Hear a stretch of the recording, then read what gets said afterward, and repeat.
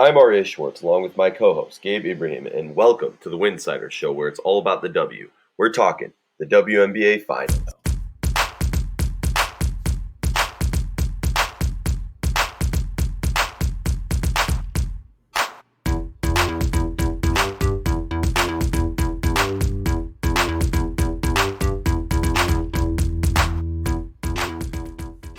If you like our show, please consider joining our Patreon community. For less than a cup of coffee a month, you can directly show support for the hard work we do covering the W.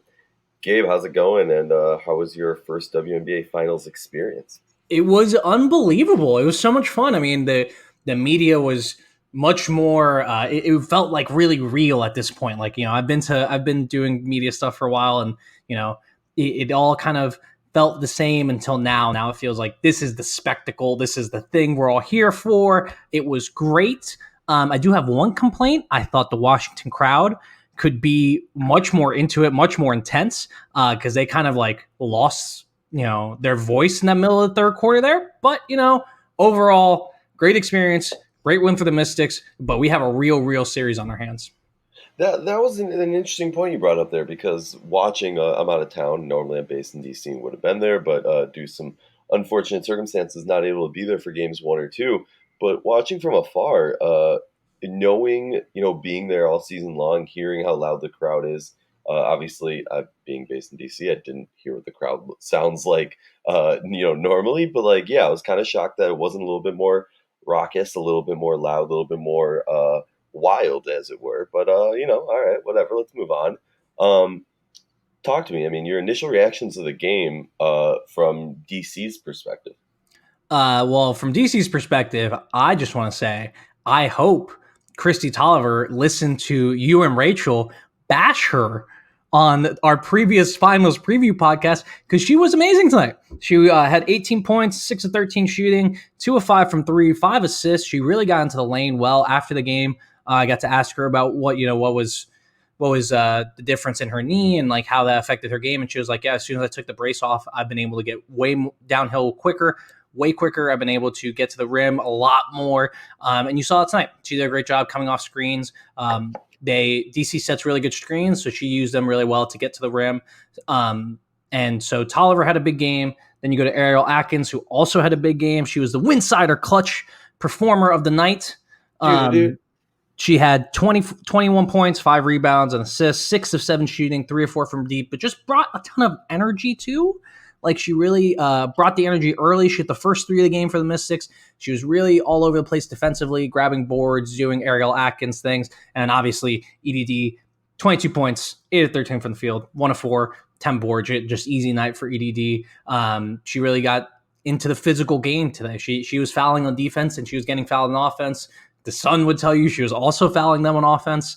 And she did a couple times. So it was a really physical game for her, and she really handled it well. So, those 3 players are the pressure points, and I think they all play really well. And I think going forward, you're kind of going to see the same thing. If those 3 players play well, it'll probably be, more wins for Washington. But if they don't, if they take a step back, the Sun have an easy way to get back into the series.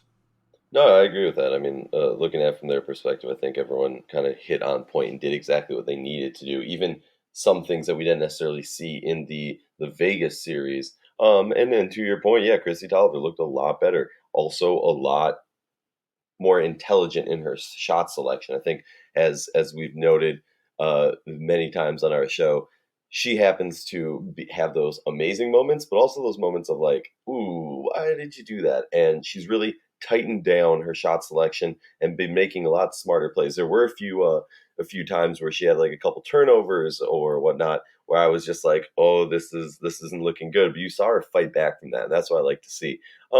In general, though, I kind of look at this, and I know I'm not the biggest supporter of the Mystics and jumping on that bandwagon, even though I haven't heard that bandwagon's closed. But I gotta say, I look at this game more so on the Connecticut side and say to myself, wow, what a difference this game would have been if Jasmine Thomas showed up.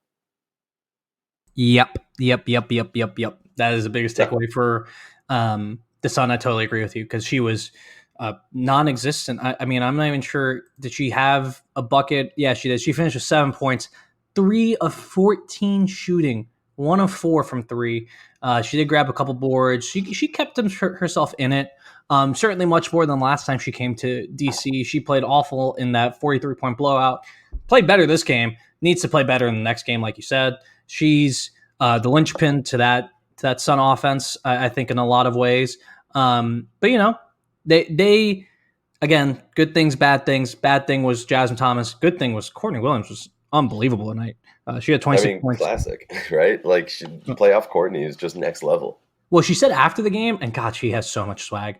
And this is like after a loss too, right? You would expect most people would be like, oh, ho hum. That's kind of how the most teams coming off of losses do. But she came out and she was just like, yeah, I didn't feel the defense. I didn't. I could do whatever I wanted, and she could, and she And will. honestly, like she missed a couple open shots that if she hits that, it's a completely different game. I mean, like the reason I'm so pinned on Jasmine Thomas in this game is purely because I mean, look, yeah, it ends in a 9-point game due to a Christy Tolliver dagger at the end. Um, but really, like we saw multiple times where they clawed their way back in there, and the whole time I'm thinking like this, yeah, like yeah, there's going to be a distance at the end, and the final score doesn't tell the story of the game. But at the end of the day, like if one like a team that relies so heavily on their starters and yes, this is a weakness, like hey, if you rely on all of 5 year starters to have good games and one of them doesn't, then that's a huge issue. That's a huge issue. But I mean, just thinking about how this team was able to stick around without one of their key clogs really inspires me, really makes me think, okay, I'm a Connecticut fan. All right, cool. Game 2, we can steal game 2. Because I mean, it's hard to go into DC and win. Like it's not an easy task. No, it wasn't. And then they showed that they're up to it. And I mean, yeah, we're jumping ahead to the predictions part. We'll get back to it, but like I kind of got to feel confident in Connecticut pulling off a game 2 victory. Let's look forward though. Forward in the series, what will it take for DC to secure it and bring a sweep or a championship home to DC? I think it's a lot of the same things. Getting Tolliver going, getting ADD going. They took advantage of some mismatches early with Emma, and then Emma got into foul trouble, so they took her out. So they weren't able to use that big lineup as much. LaToya Sanders wasn't as good, so that kind of the idea of just we're going to be huge. It's probably not going to happen this series. So I think what needs to happen more so is Tolliver needs to be good. We haven't mentioned Natasha Cloud yet, but Natasha Cloud was great. She had 13 points. Oh, she was excellent. Excellent game. Every time she was called upon, she made the play.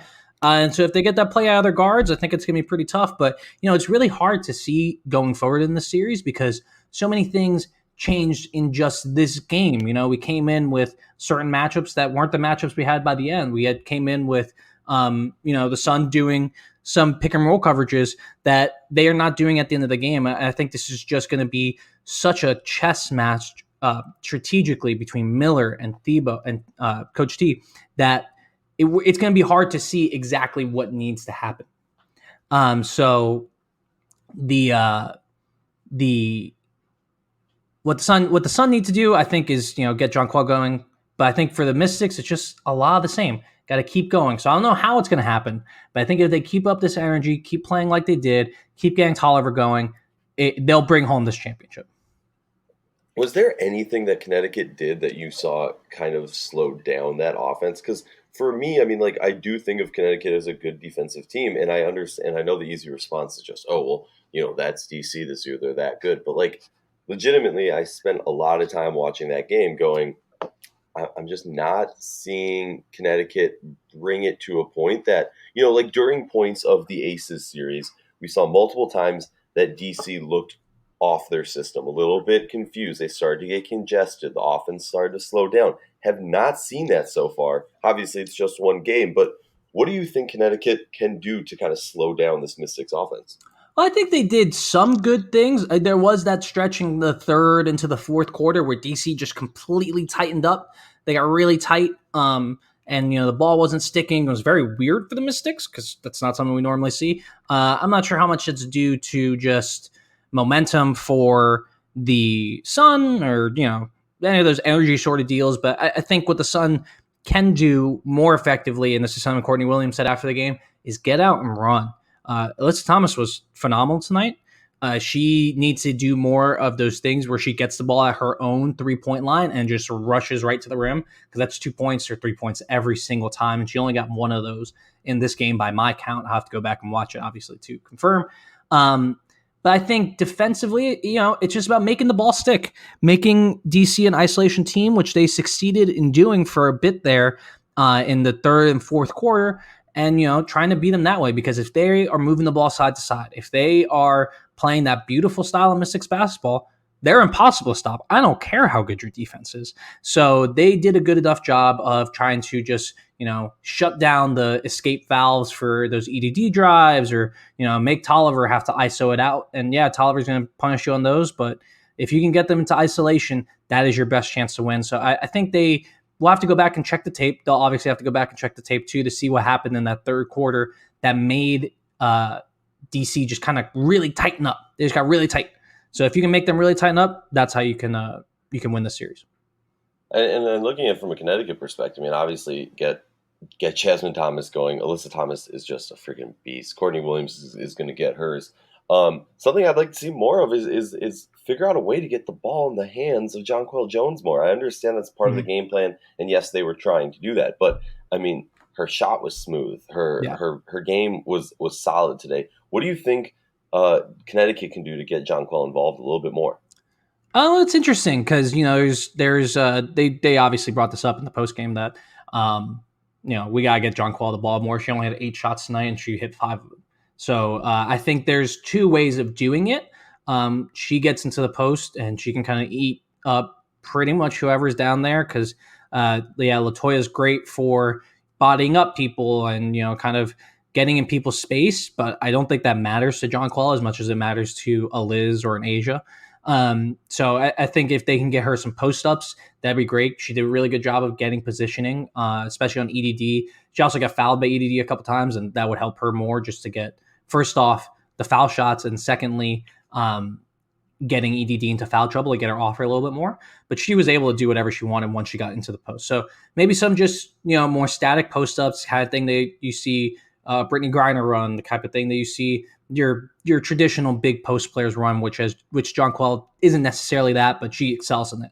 I also think that they can use a little bit more like floppy actions or just down screens to get her coming up more towards the top of the key and get 3-point shots. She's been wet on those, and EDD is really, really bad at keeping her hands up on Jonquel Jones. So if you can get her coming off screens, curling up to the top, I think that would ignite her offense a little bit more, and just look for her to make it a point in your offense to say, we are getting JJ the ball, period. Because I think in the first DC game, where that blowout that I've talked about because I just watched it, that's what the Sun did. They tried to get the ball to Jonquel, and it didn't work out because Alyssa Thomas was shut down. So it's kind of a balancing act of getting Jonquel going while also having Alyssa going. But I think if you just get her some more static post-ups early, get her curling off screens, that'll get her ignited, and then that will propel you throughout the game when you're making adjustments. Totally. And something we definitely want fans and viewers and listeners to pay attention to is the free throw marks, because if you're looking at it, 17 of 21 for DC in this game and 11 of 14 for Connecticut. And that's going to be a big element. Who can get to the line and get those? Some people call, free throws. That's free points. All right. That's free points. Time and clock stops. And that's a huge advantage that Connecticut needs to figure out a way to get to the line more. Now, obviously, if you ask Kurt Miller or some of the other people associated with Connecticut, they will say, well, Lena Deldon's played about 80 minutes here and hasn't fouled a single player on our one team. foul. She had one foul. Oh, well, fine. So one foul. Well, at the time when he had that quote, it was 0 fouls. But the point still stands. I mean, refs, let's not play EDD with kid gloves. Like, let's call it how it is. Yes, she's a champ, but let's call a foul every once in a while. All right, man. Let's talk about predictions and wrap this episode up. Prediction for game number 2, my friend. So this is always tough for me because game 2, typically in a series, right? That's the one that as the road team, you kind of circle because game 1, usually the home team's just going to have way too much energy. They're going to be way too juiced up to steal that game from them. So in this series where it's kind of like both teams are standard, top 2 seeds, you're expecting game 2 to be the really, really big game for the road team to steal. And I think the Suns showed enough today that they're going to have enough on tape. They're going to have enough in their mind to figure out how to make adjustments to beat the Mystics in game 2. So that is my prediction. I think the Sun take this game from the Mystics. But either way, it's going to be a classic, and I reserve the right to change my mind because there's a lot of things that we really have to go back because both these coaches make so many adjustments that it's going to be crazy. So I'm going to pick the Sun in game 2 to steal one and make this a series. And, I don't know what's going to happen in DC if they lose that home game because that might light a fire under them. Yeah, I'm rolling with you on that one. I think Connecticut pulls this one off, and then we'll judge game 3 when game 3 comes around. As we always say, we believe the players of the W and its community deserve the same in-depth analysis and respect that men's sports receive on a daily basis. Please consider joining our Patreon community to help support us in the hard work that we do. We'll be checking in after game 2. Speak to you soon.